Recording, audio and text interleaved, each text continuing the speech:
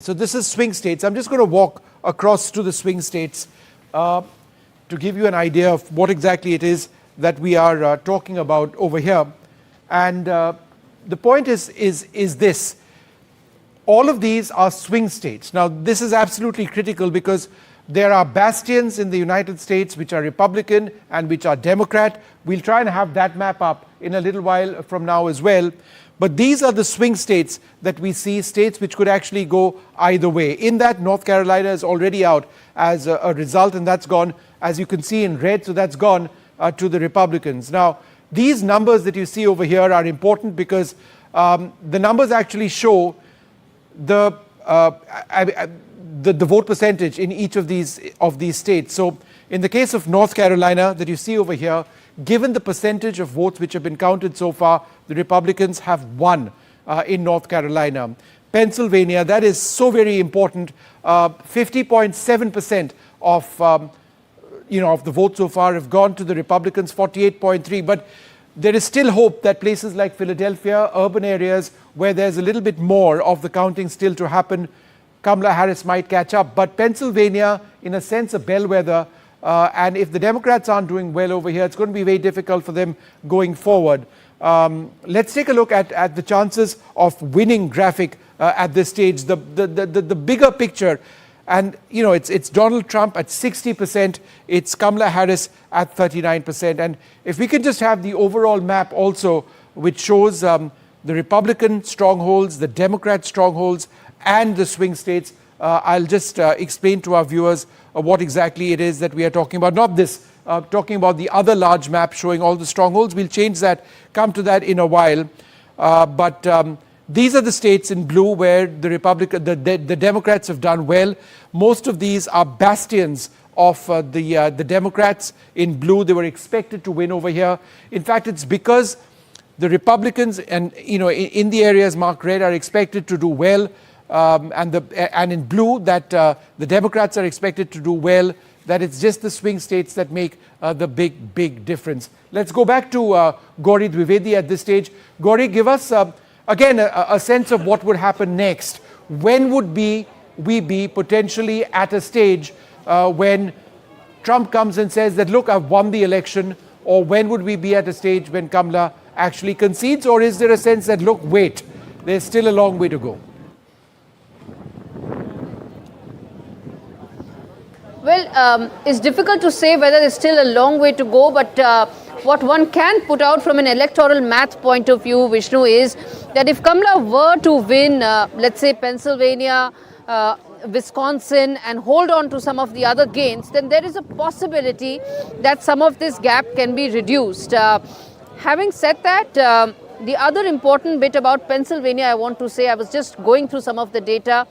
Parts of Pennsylvania, particularly Philadelphia, is very deeply, it has a huge representation of the African American community, 43%. But the data in Georgia is an eye-opener for the Harris campaign. 6% of the black male population in Georgia voted for Donald Trump.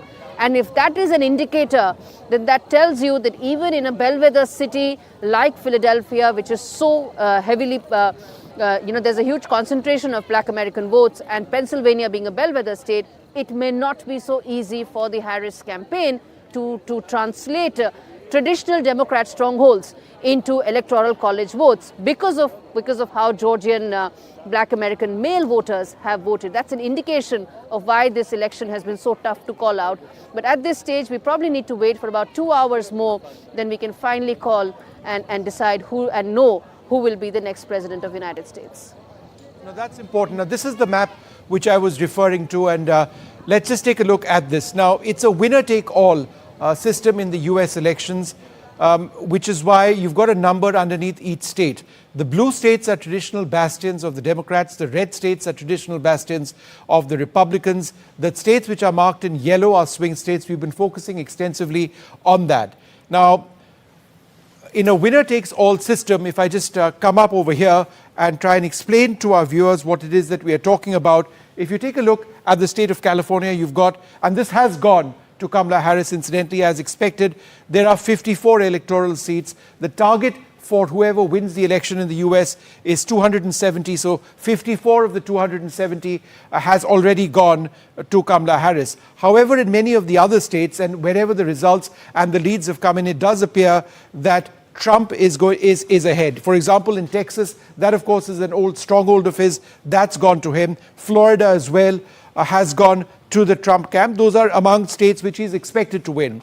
But it's the ones which are in yellow, which could go either way, right? Which is where Trump now appears to be doing well. So even if all the traditional blue strongholds are held by the Democrats and the Republicans hold all the red, and as I mentioned, each state has a certain number of electoral seats, so those all add up to that 270 magic mark. The total number, of course, is 538 in the US. It's these yellow states, when you start adding them up, Wisconsin 10, Michigan 15, Pennsylvania 19, North Carolina 16, and other states as well, Georgia 16, Arizona 11, Nevada 6. When you start adding these up, these electoral seats, who gets those, that's going to make that key difference.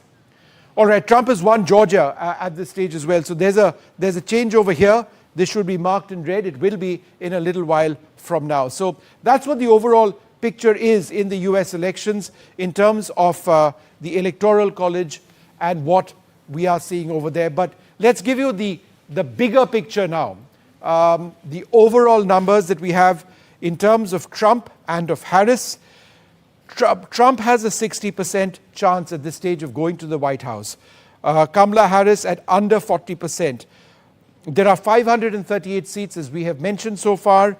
So far, we've got 440 of those 538 results or leads which have been declared. The Democrats are at 210, which they've got leads or results in, and the Republicans at 230. So at this juncture, it appears that those swing states are absolutely critical. But as you can see, it's going to be difficult for Kamala Harris to actually pull ahead from here.